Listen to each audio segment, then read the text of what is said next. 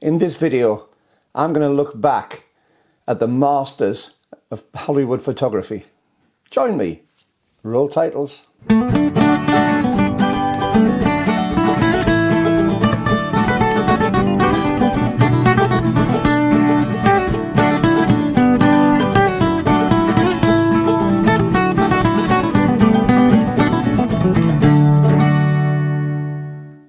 Well, hi YouTube, Brian James at Micro Four Thirds Guy with you once again, and I haven't put many videos out recently. I've not been too well. Obviously we've had the Christmas period as well, but what that's given me the opportunity to do is to have a think about photography and have a think about why I take photographs, what got me into taking photographs, and who are the influences that I really had as a photographer. Now, the real draw for me to photography when I was younger, I remember seeing those fantastic photographs from Hollywood, the wonderful, wonderful photographs from Hollywood of all the Hollywood stars. It was always the black and white ones that stick in my mind, and they had a charm, they had a look about them. There was a particular Hollywood look, and it was exquisite, and it made me want to become a photographer. It made me want to photograph people. I realised that I'm never going to have the skill set to do that properly, but it gave me an influence and a direction to go in. But as I've got older, as I've got into more and more new equipment, a lot of the things which are being pushed as great things in photography now, I think are taking us away from the very essence of why photographs are great and what got me and an awful lot of other photographers into photography. So while I've had this bit of a gap, while I've had this ability to sit down, to take stock, it's given me the opportunity to look back at some of the people and some of the photographs which influenced me in the early days.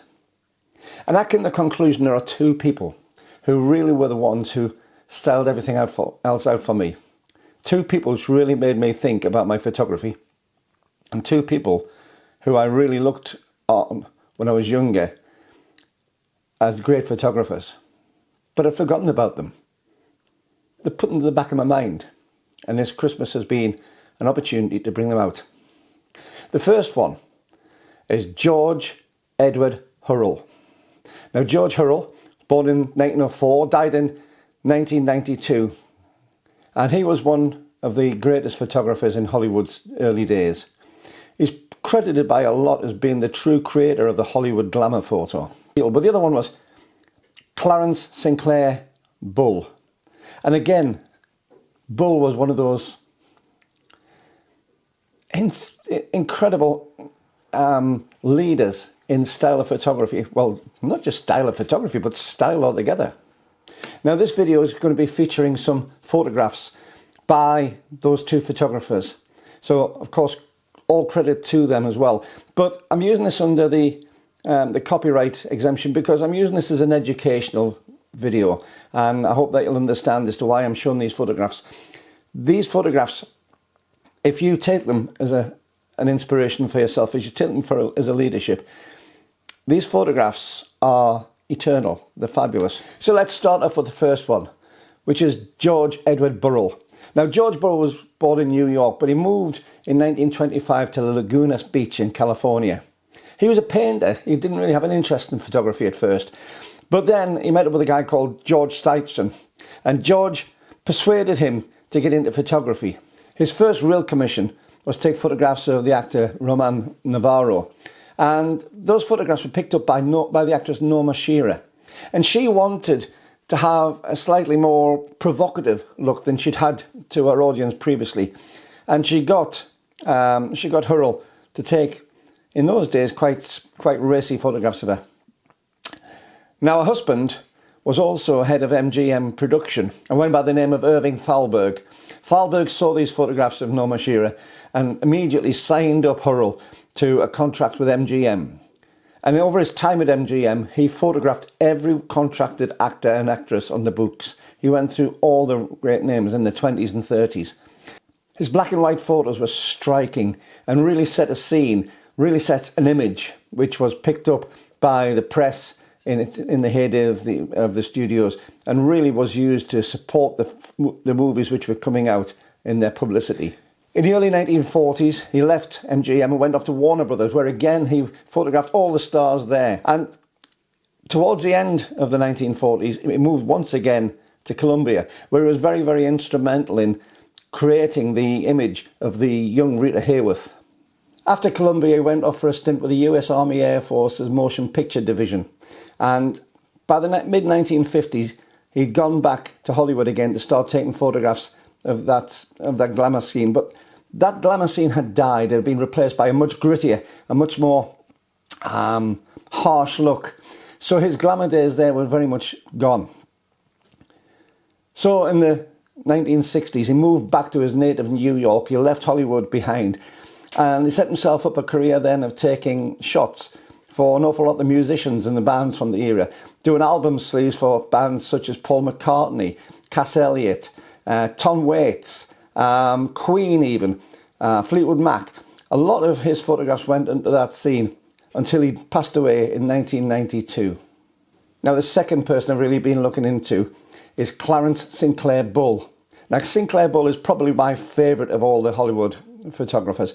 I think he just had a style it just had an edge to it, which really took me into a different place when I was looking at his photographs.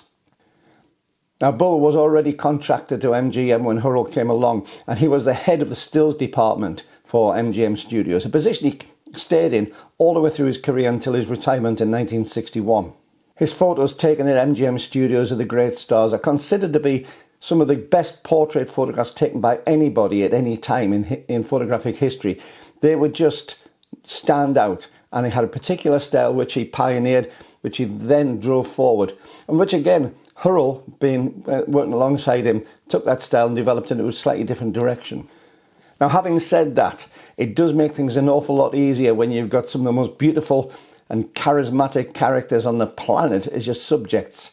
People like Rita Hayworth, when you've got Greta Garbo, when you've got Katharine Hepburn, all those sort of people, the beauties of the time, the real superstars of Hollywood amongst the women. And people like James Cagney and Jimmy Durante, who are total characters, Clark Gable, all those sort of people as your subjects. You are at a vast advantage over the likes of me and you at the moment. Now, one of the things I really liked about Bull's photographs was his use of high contrast and very, very soft lighting to get the super smooth skin textures of the stars at the time. There was a little bit of post-editing. Of course, there was post-editing in it, but a lot of it was done by very soft lighting. Large studio lights being very close in, which gives the impression of a large light, but also the use of shadows, use of high contrast in the shadows. Doing a similar sort of thing to what I've got light at the moment, where one side of the face is almost totally in shadow. They give some striking shots. And the other thing was, he was expert at bringing out the personality of the person in those shots. He could tell a story by taking shots, and that story told the personality of the actor or actress who was in them. Now, one of the biggest relationships he had as a photographer with a model was with the great Greta Garbo. And by his own estimation, he took over 4,000 shots of that person alone before her retirement in 1941. And probably one of my favourite photographs, which we'll see in a moment, was a shot of Greta Garbo. Now, Bull did a lot of experimenting in colour photography in the late 1930s and actually did two photo shoots of Greta Garbo, one in 1936 and one in 1941 just before she retired, both as colour shots. And this was something he developed and really expanded into over the years before his retirement in 61. One of the people he was really instrumental in was the young Elizabeth Taylor, when she was transitioning from the pictures that the child star she was, going into the more adult roles. There was a lot of photographs which were taken by Bull of Liz Taylor, and they are some of the more classic 50s Hollywood photographs that you're going to find anywhere. So they're two of my favourite photographers. There were loads more, don't get me wrong. These weren't the only ones taking high glamour photographs in Hollywood, but these are the two which probably had the greatest influence on me as a photographer, as a portrait photographer, and still to this day do. They're always lodged deep in the back of my mind. The things I want to do with lighting, the things I want to do with texture, the things I want to do with pose, all come sitting from the little images in the back of my mind, and a lot led by these two particular photographers. So let's work out what made them so great in the time and what makes it different between then and now what we have.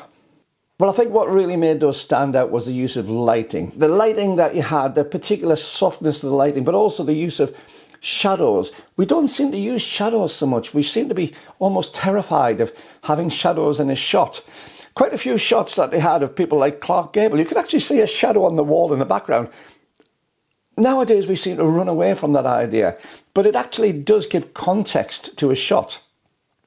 The idea of using offset lighting and playing around with light and painting a picture with light is something which, again, an awful lot of photographers these days just don't seem to do.